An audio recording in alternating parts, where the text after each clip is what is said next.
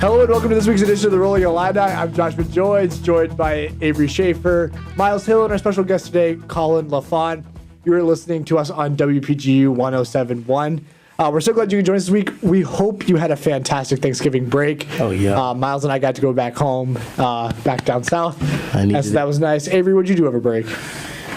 I spent the majority of my time here in Champaign, along with a little tour of duty to Chicago to check out the Saturday Night Live museum down there. Oh, wow. For anyone who hasn't been there, I highly recommend it. Miles, how was your break? Man, my break was sensational. I needed it. The food was the best part. Didn't we down. all? I missed my grandmother's mac and cheese like no other. I needed it. That was what I needed. So for the 2 weeks prior to that, there was no Rolling Illini. There was a Facebook Live show with Avery about 2 weeks before Thanksgiving, but that's because Miles and I were with the wheelchair basketball team at a tournament. Oh, yeah. And so we're going to begin today's show talking and recapping about that. So the first one was a long bus ride, about a 15-hour trip to the University of Texas at Arlington to cap off our season. And it was start off our season. Yeah. What'd I say? Cap off. I mean. Oh, sorry. Start off our season. So that was great. So let's get into that. So our first game was against the University of Alabama, the defending national champs. And for such a young team, we hung into that game for quite a while. For a long time. Yeah, we were definitely within, I would say, 30 minutes of great basketball. Unfortunately, that second half start was what really they ended up pulling away. But our last 10 minutes were just as solid as the first 20. And if it had been shifted, it would have been a really great game towards the end. Something that had to happen was one of the reasons we went to Texas is to get some of our younger players classified. And so we had to run some lineups that we wouldn't have normally ran. So it was a great start to the season, really kind of got us optimistic even though it was a lost start of the season. You don't want that, but I mean, it was a really, really close game against a team that is going to compete for the national championship this year. Then game 2 was against Auburn. That was the Auburn game. That was Auburn. That was fun. Yeah, the Auburn game. So much fun. You want to talk about it, Turtle? You want to tell them a little bit about Auburn wheelchair basketball? Yeah. So Auburn wheelchair basketball likes to talk a lot about how they're better than us, which they're clearly not. As seen by the 25-point margin that we beat them by. I mean, I love those guys. And their coach, Rob Taylor, actually came to grad school here and worked under our former men's coach and women's coach, Michael Frogley, who's laid the foundation with Tim Nugent for wheelchair basketball in itself pretty much. So that's actually a relatively new program. That's I think this is their second year being an actual being an actual team, probably fourth maybe fifth. Being in the college division, but yeah. Yeah, so it's a new team. It has a really good friend of mine, Sam Armis, who I played through high school with. So they're up and coming, but it was a good game for the Illini. And at the end of that game, Colin had the highest shooting percentage of anyone on the team, going 1 for 1 in that game. 100%. So that was a good team win, and it was good to get our first victory this season. So what did you guys learn about yourselves, if anything? In those first games, it's that we can compete with anybody, I think. Yeah, definitely. And one thing that I saw from our team that I haven't seen in past years, because this is my third season on the team, we showed that when we run the system that Bushy sets out for us, it works without a hitch. Yeah. We're going to talk about Texas Arlington in a minute, and you guys are going to be surprised because we haven't beat UTA in the past 3 seasons. So let's get into that. So we got to go to sleep. That was Friday night. Then Saturday we woke up and we got to play the University of Texas at Arlington, a perennial powerhouse with Doug Gardner coaching that team. It's a really good team that produces Paralympians time and time again, and we beat them. We won that game 81-71. 81 to 70. 81 to 70. 70, yeah. We put up 81 points, and as Colin so eloquently put, when you run the system, it works. We had 3 Illini scoring more than 20 points. Willie Ben Moracek scoring 26 points, leading the Illini. Then Noah Hotchkiss having an incredibly hot day with 23 points. And then Thomas Duffy. Yes, sir. With the quietest 23 you ever did. No, you can't tell me that hook shot was quiet. I'm just saying that 3-pointer from Duffy was anything but quiet, man. There was a 3-pointer in the game where UTA has a really, really tall guy, and the shot clock was winding down, and he just threw it up there, and it swished in. Oh man! It was a great shot and really showed that game. So the Illini get a win. It's Coach Bushy's second win against UTA, but the first one in a couple of years. And first one in Texas. And winning in Texas, because you have to understand they have their own gym that and team it was their homecoming weekend, no less. Yeah, so that was a really, really sweet victory. Yes, sir. Really, really showed us that we actually can compete and can beat anybody when we play our best games. And then our fourth game of the weekend didn't really matter that much in terms of the team we played was in the college division. It's the number 2 ranked team in Division I Adult League. Has a lot of current and former Paralympians on that team. Oh, yeah. So it was a good experience for these young college guys that going up against them. That was just a fun game. We lost that game, but learned quite a bit about playing physically. Yeah. First 30 seconds in the game, The Gabe hard went way? flying. Yeah. Then they 3 banged your feet into chairs. the bench. Yeah, man. It was So bad. that was a tough scene, man. I thought he was like out for the season when that happened. So that was good. So then we came home. We did some adjustments on some things that we wanted to work on to make sure we're going to win. And then we went to the University of Wisconsin Whitewater, a much shorter bus ride, Thank God. about 3.5 hours. Day 1 began with Missouri, and It was Mizzou. that was a 3-point loss. We had a lot of opportunities down the stretch to win that game. I think we had 3 opportunities in the last 40 seconds to win it. And then our age really showed up. Yeah. And those are games that in Champaign, come here in March, we're going to be able to win. Yeah. Because we're going to have, 6 months of practice under our belts with each other. Yeah. And we're going to know how to battle through in-game situations. Also, I mean, just down the stretch, the Illini didn't hit their shots. it We was scored 81 points against UTA, and then we scored 35 against 45 Mizzou. against Mizzou. Yeah. Yeah, it was 35 or 45. No, it was 45. It was 45. 48 I knew it was final score. one of those. So, But, ooh. so it was significantly less. So, I mean, missed some shots down the stretch, but you're going to have games like that. And so, something that we focused on since coming back we has held been them defense. to 50 or under 50 defensively, though. So that's a win. Yeah, that was So, a defensive that's the one. game. That was a defense game for sure. A really tough loss, and probably, I think, one of our worst games of the season in terms of how we played. I'd say that's a blemish, definitely. Then after that, we came back and rebounded against Southwest Minnesota State. SMSU. Yep. Picked up a win against that squad. It was once again a game where a lot of people, the starters did not play for very long. Got some good minutes for some players that don't usually get to play, so that was good. Yep. It's always good to pick up a win. The next morning, we played the University of Nebraska Omaha. Another game where actually started off slower than we expected to. Very slow. Yeah. Very slow. Yeah. Coach Bushy pulled all of the starters. I think that's the first time I've ever seen him pull 5 guys off the floor. Yeah. It was wild. I was not anticipating that. I was like, oh, okay. Well, one of the things coach has really put on us is shoot with arc, and so the starters weren't shoot with arc. So coach went down the line. He's like, "Well, can you shoot with arc? Yes, can you shoot with arc. You shoot," and then made that substitution. But after the second string came in, we comfortably got the win. It wasn't as much as we wanted it to, but we got a win, and a win's a win in the college division. Amen. And so that's how that tournament went. Am I missing a game? Oh, yeah. Whitewater. How can you Oh forget? my goodness! Sorry. How can Wisconsin you forget? Whitewater. Yeah, so then we played the runner-up from last year, the Wisconsin Whitewater Warhawks, kind of a rival of ours. kind of a rival. They Kind of. they are Gosh. definitely the rival. Don't lie to the fans. Tell them what they need to know. Tell Whitewater it like it is. is trash. No, I'm joking. No. I'm Like joking. us. no. What? We don't like them. Yeah, but Whitewater, very much a perennial powerhouse. I Yes, think sir. won at 1.4 or 5 national championships. Yes, sir. Was in the national championship game last year. Have a lot of great players.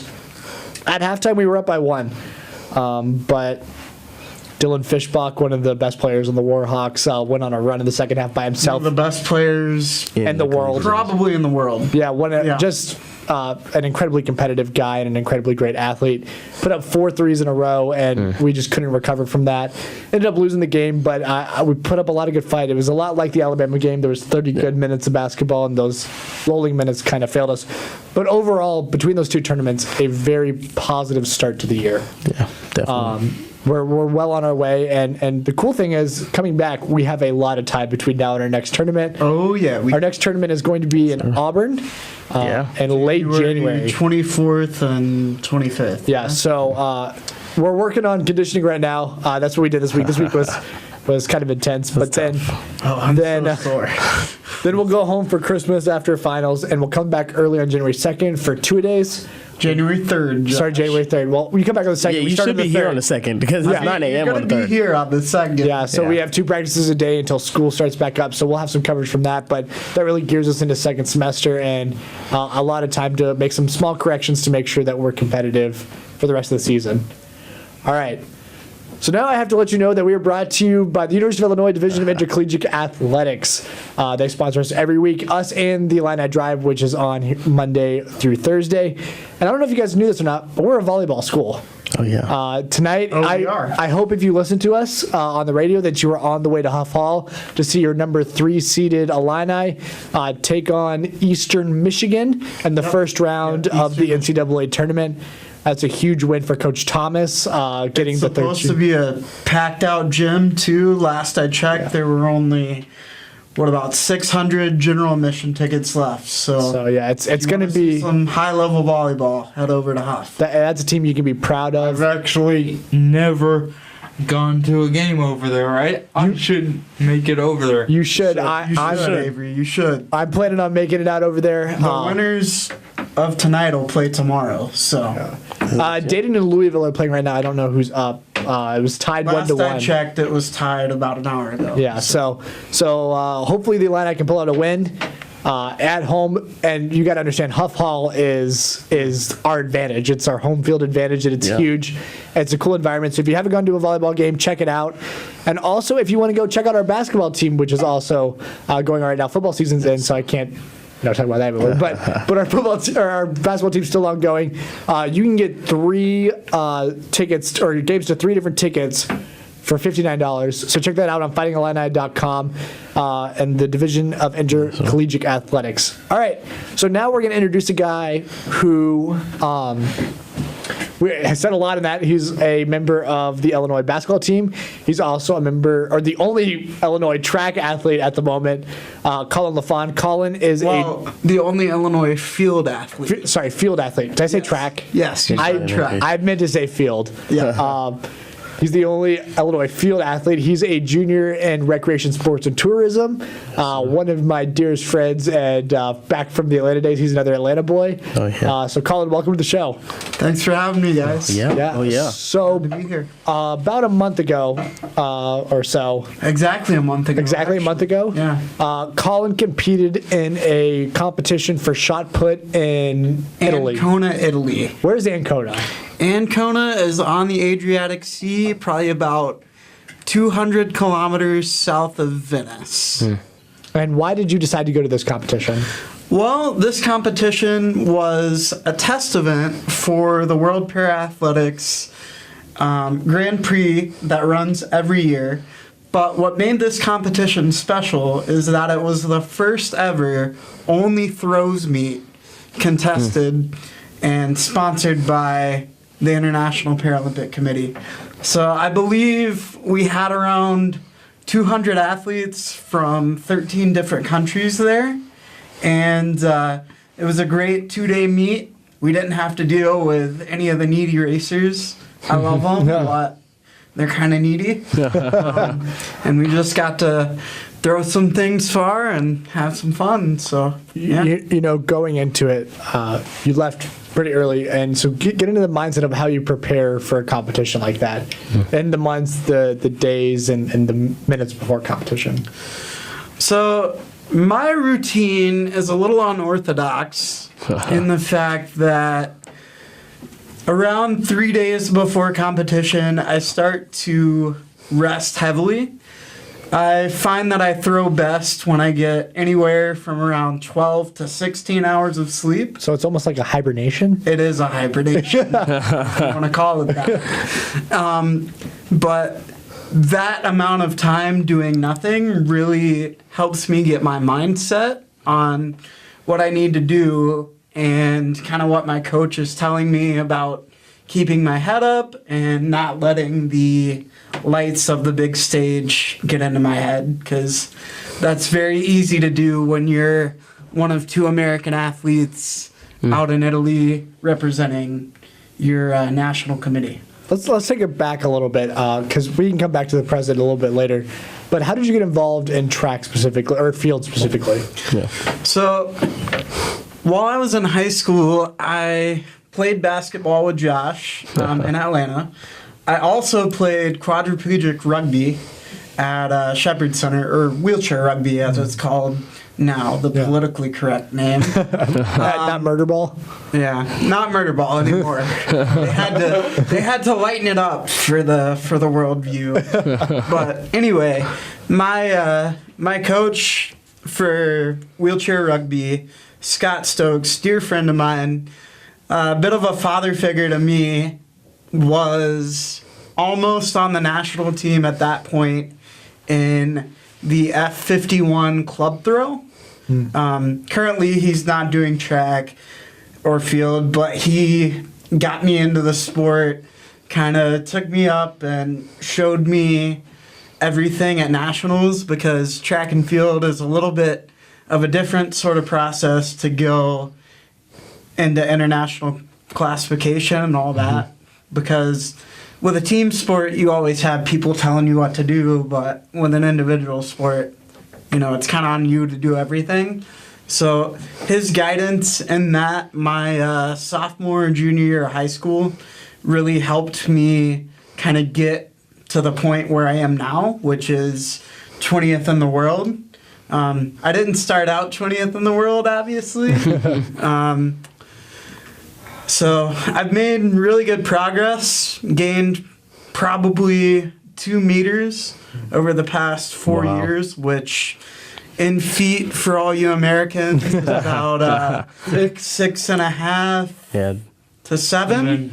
So that's a full basketball player. Yeah. Yeah, pretty much. That's a Pretty LeBron. much. You throwing a whole new LeBron James, man. That's wild. Yeah. You know, so coming here to the University of Illinois, there's established track and field programs back in Atlanta that you and I both know about. But coming here, there's an established track program, but there wasn't really an established field program. So how did you go about, you know, convincing people to help you, and who was involved in that? Well, Maureen Gilbert, our director of athletics, or director of campus life over at Dres, because I don't think she likes being called director of athletics, even though we all know that's what she is. She's the real mom. She's more than that. Yeah, She's does a real everything. mom, but She's everything for us. She's fantastic. yeah, pretty much. But she kind of understood that I was internationally classed in the field, and it was something that I was passionate about when I came to campus. So the transition was fairly easy. So after basketball season ended, I started field, and my freshman year, Kate Rougeau, our former assistant coach back when Mike Frogley was here, and then for the first part of the Bushy era, helped me out with a lot of throwing stuff. And currently, over this past kind of 12 months, Coach Adam Blakeney has started doing the majority of this stuff for me in the weight room, and kind of outsourcing my coaching for shot put and field specific stuff to other coaches that he knows in the U.S. Paralympics universe. Nice. All right, so we're going to come back after this break on WPG 1071 with Colin and much more about his ambitions and what the future holds. You're listening to the Rollin Illini on WPG 1071. We'll be right back. Oh, yeah.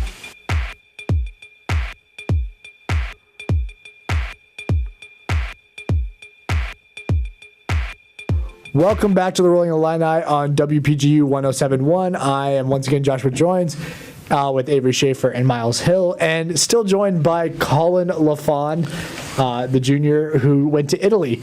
So something came to our attention during the break that was kind of a brain fart on my part.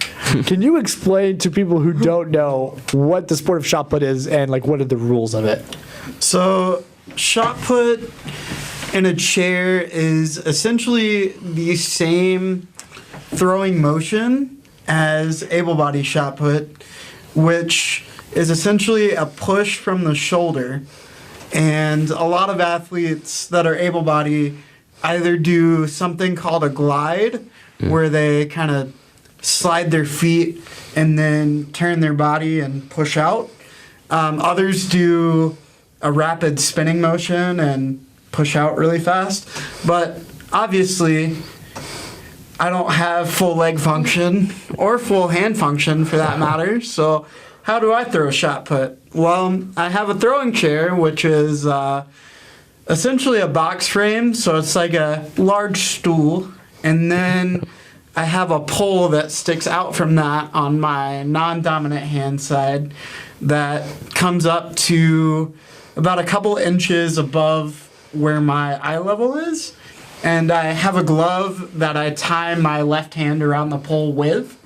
And I'm able to use that pole to lean back and pull forward with my left arm with force and do that same pushing throwing motion like able-bodied shot putters do. So it's a leverage system, basically. Pretty much, yeah. Okay. And is there one kind of that's preferred over the other, or is it just up to the athlete? So it's pretty much up to the athlete based on your functionality level. So everyone classed above me generally does not use a pole.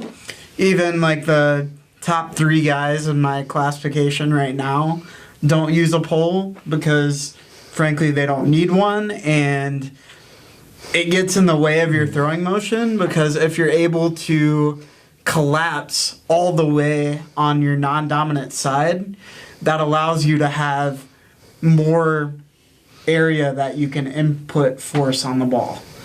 Yeah. So hence the ball is going to go farther, and physics. Yeah. Not that Yeah. I'm a science major or anything, but I'm pretty sure that's how that works. Yeah. So how many throws do you get in competition? So in competition, you have 6 throws.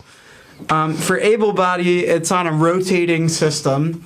So like if Miles and Josh were throwing, even ambulatory I would in win. Paralympics, No, I would win. If Miles and Josh were throwing, 2 different classes, Can by this the be a way. thing? So don't let Josh fool you. Besides, I think Miles might win that. Would win. No. To be I have honest. experience. Okay, before you go on, this is going to be a thing that happens now. We're going to do over. a shot put competition. Yeah, we're gonna have a shot put I'm competition. about it. and we're going to put it on I'm about Facebook it. Live. Yes. Yes. Yes. It's happening. Yeah. N- I don't know when it's going to happen. Okay, so When stay it gets tuned for warm. that. Stay tuned. When it gets yeah, because warm. I'm not doing it out here in this 18 degree weather. And I'm not doing Yeah. that. I'll do it in any weather, any time A, to beat where you. are we doing this? And B, Hey. where are we gonna get a shot put ball? Oh, we I there's so I many. have like 4 Yeah, of I'm about to say Turtle's Yeah. got it. He's number What? 20 in the world. What What just it, he six? just doesn't. You think LeBron James doesn't have a basketball somewhere? Like, of course he does. He has a court too. We're Yes. gonna get it. We don't know yet when it's gonna happen. We don't know when but- this is going to happen, but I feel like this is a competition that I Yeah. have to compete in because So- my honor's been So betrayed. anyway, to bring it back, Bring it back. when Miles and Josh have this little competition of theirs, I will be head referee, by the way. I respect it. that probably means I'm going to lose. And maybe. Maybe. Maybe. But I would run that competition like any ambulatory or able-bodied meet runs in the world, which states that each athlete gets 6 throws and you alternate between. But for seated throws, it's kind of hard to have multiple chairs that need to be like staked into the ground and secured to those stakes very tightly because we torque a lot on our chairs. And I don't want it to flip over on me. Plus, if it's a little wobbly, that means I lose distance. So anyway, setting up a chair is a very, very That's an interesting one. it's a very hard and taxing, Tedious process right there. That's the word. And actually, that takes longer than The throws my probably. normal practice takes. Oh, wow. To be honest.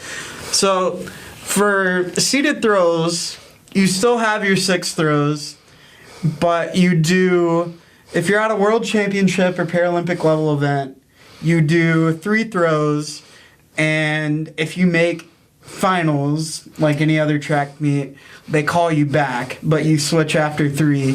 And a lot of meets that don't have numbers of people and aren't like going to finals and having a semifinal, they'll do all 6 throws at once. And with the new timing rules, you have 4 minutes once they secure the chair to transfer into the chair, have straps on, and warm up within that 4 minutes. And then after that, when they hand you the implement, so when they hand me the shot put, I have 30 seconds to go out and throw it. They recently changed it from 60 seconds. But to make up for having all 6 at once, you get an extra 30 seconds, or you get a minute break, after the 3rd throw. So Did they change the rule to like change the pace of it and increase the pace like baseball? So, no. Well, maybe. That might have been an indirect kind of consequence there, but Paralympics works closely aligned with IAAF rules, and if you look at any other field event in the world, whether it's long jump, whether it's pole vault, whether it's high jump, any of those, the times got cut down from 60 seconds to 30 seconds. So Paralympics is following suit in that. And my inside knowledge on pole vaulting is that it was to correct the pole vaulters that would run up 2 and 3 times before they actually did their vault and waste a whole bunch of time. Okay, that makes sense. Yeah. So talk to us a little bit about some rule violations that can make your throw invalid. So the first and pretty much most obvious rule violation is throwing it out of bounds or outside the sector, as we call it in the track and field world. So the sector extends from the throwing circle at a 45-degree angle, and you normally have taped lines, or sometimes it's chalk. It's almost like foul lines on a baseball field. Yeah. So anywhere within that, you're good. Outside of that, it's a foul. So if you throw one outside or if you foul on any of them, they just won't count that throw. It's a scratch throw. Yeah, it's a scratch throw. So pretty much that's the most obvious one. So a couple that people might not know is improper form of throwing the shot put.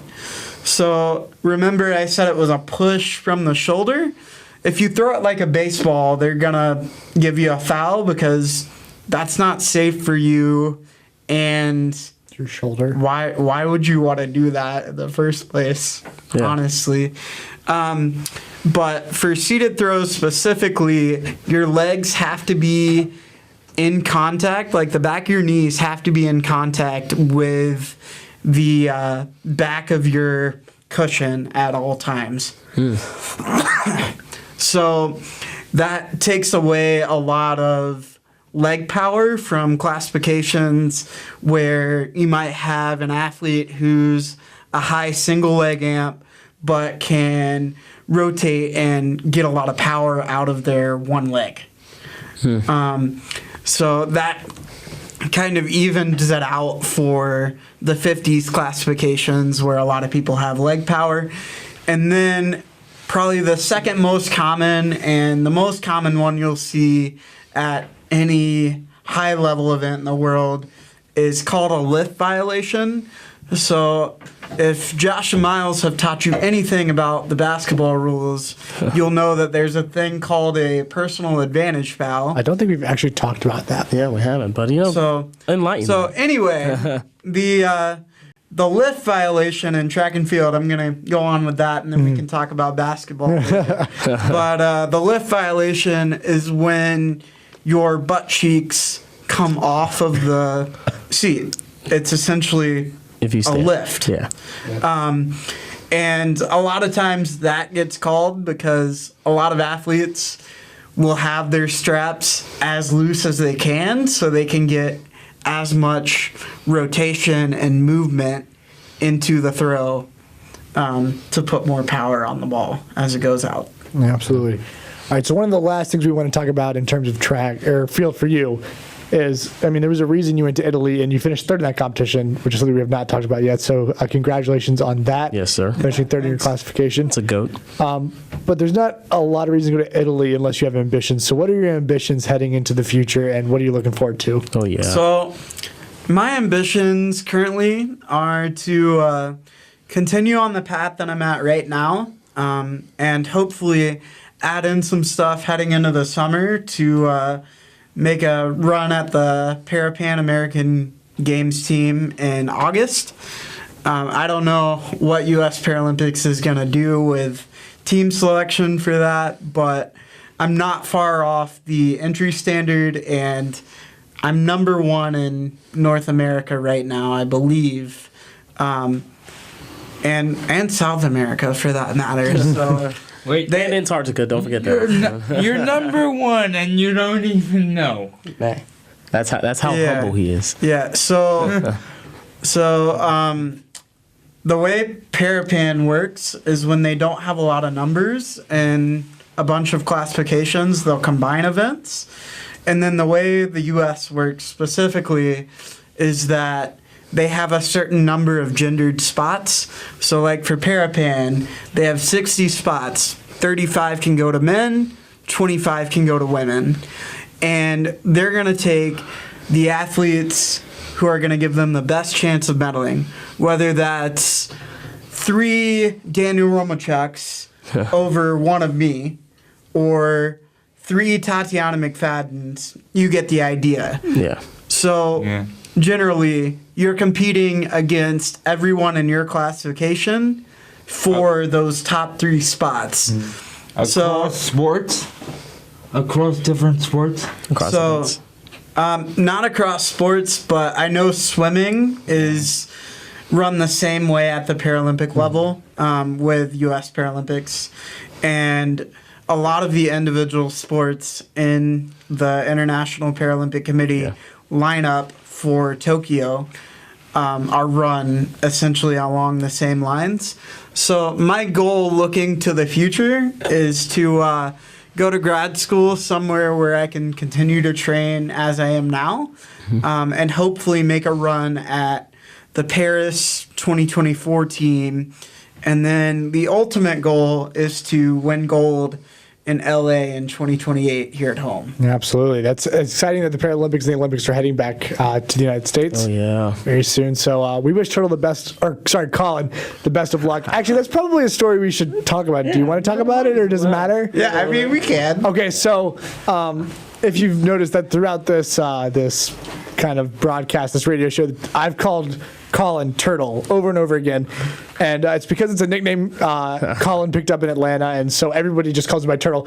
Actually, when Turtle introduces himself, and he could go to this, he'll go, "Hi, my name's Colin, aka Turtle," every single time. So, Colin, how did you get the nickname Turtle? So actually, one of our alumni that played for Frog coached Josh and I back in the day, Coley. Oh, Coley. Yeah. And there were already 2 Collins on the team, and I had an incident where I had to have some stitches put in the back of my head, so I had to wear a bike helmet to practice for a couple of weeks. and it looked like I had a shell. So hence the nickname Turtle. It stuck, and I don't really care. So Okay. When Turtle used to walk, he looked like one of the wise kind of tortoises that are in like Kung Fu Panda movies. And that's where I thought it came from. Yeah, I just thought it was the coach of Vec. He looked like he had a shell. That's why I thought it came from. But I didn't know anything about this bike helmet story. So Yeah. I guess there's multiple you've known interpretations. me for so many years. So many years, and I just So thought many you years. just because you looked like a turtle. I was like, oh, you look like a turtle, call him So turtle. that's awesome. So we're going to wrap up the show this week with a couple last big things. Once again, I want to thank UPTV for coming out this week. Yes, sir. They film us every week, and if you missed any part of the show, you can catch it on UPTV on Wednesday at 9 p.m. Yes. And there's nothing this week that is going to be, overdue or already done when this airs. So that's great. So thank you for that, Andrew. And also, we have started recording our shows. So if you go to WPGU1071.com, you'll be able to find the recording of most of this show from here on out. So that's really exciting. And we hope that you will listen to it on the website. Oh yeah. All right, other big things that are going on this week. So today in basketball practice, Colin, you want to take this one? So, Coach posts our practice plans before, like normally a couple of days before that morning's practice, so we can mentally prepare. And he does this, or did this specifically for today because he gave us a shooting challenge. So we came in, did a normal warm-up, and the challenge was, as a team, we had to do 1,000 sprints, which is baseline to baseline, make 1,000 layups, make 1,000 jump shots, and jump shots are anywhere outside the key, or they were today. Yeah. And then 500 free throws, which for our group is a little tough. And then 500 threes. So, Which is super tough. to be honest, I didn't think we were gonna get there. Yeah, I'm not gonna hold you. I didn't think so either. Yeah, but, you can add me to that list of Yeah. people who was kind of concerned. We definitely got there, but yeah, we got there. Yeah, 10 so minutes. you kind of ruined the story, but with 18 minutes to go, we accomplished all of that. I thought it was 10. Yeah, that was 10:30 something on the clock. It was like 18 something. No. Doesn't matter. We had a lot of time left, A lot more than we thought. a lot more than we thought. And, I think Coach kind of made this a challenge to prove to ourselves that we could do more than we thought we could. So that was really cool. Or just the world changes when you shoot with arc. The world changes. The world changes when you shoot with arc. When you miss, Any problem can be fixed by putting more arc on your when you shot. miss 5 or 10 shots in a row, you're gonna remember Coach told me to shoot with arc, and then it goes in. And then it goes in. And then you're like, maybe I should probably do that. Did any of you catch the pun that you practice in the arc? That's it right there. That's it. Yep. That's So, the end of the Just prophecy saying. right there. That ended our cardio and defense week, which will continue next week. Yeah. For sure, until we're done on reading day is when our last practice is for the semester. That's the popcorn bowl. Popcorn Bowl. Oh, we will be talking about the Popcorn Popcorn Bowl Bowl. much later. Have you It's bought your gift yet? Have I No. bought my gift yet? What gift? Yeah, Y'all- I'm a freshman. Y'all gotta tell me this. yeah, he doesn't know about that yet. So it's Popcorn Bowl is two-hand touch football that we get very much into. Colin drafted a terrible team last year. Can we not talk about that? So last year our trainer was Adam Sierra, and he has a really good arm as a quarterback, and a quarterback's really important in the Popcorn Bowl. Stop talking. And so Adam Sierra got picked the pick before Turtle, and we had a manager also named Adam. And so Colin, after his mind blown after Adam Sierra had been taking the pick before him, picked an able-bodied manager who had never been in a wheelchair before to be his quarterback. And then on top of that, he had to leave for class before the Popcorn Bowl was over. And that was just the beginning of the many problems that led Turtle's demise as a GM in the Popcorn Bowl. Did you get a win? Did you get one win? Yeah, I believe we won one game. One game is more than the Browns won last year, Yeah, so you're getting some. but less than they've won this year, and that's a problem. Yeah, that's tough. Yeah. So that's a lot of fun. So We we will, just thought we were embracing the full spirit of being a Illini, That's tough. All right, you know what? I was a part of those man. teams, so I'm just letting that yeah. out So there. Popcorn Bowl's a lot of fun. We'll be at the Rolling Line. I'd be giving you updates on that and kind of showing you how much fun that is. One more thing to talk about this week is junior nationals, which are the AAU type nationals for high school and middle school and aged kids. Will be coming to Chicago. Yes. Really close to home after being in Louisville for the past 5 years.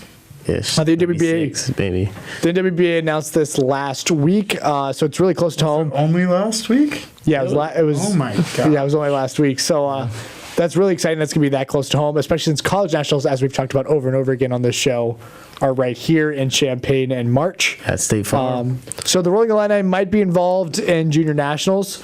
Stay tuned for that.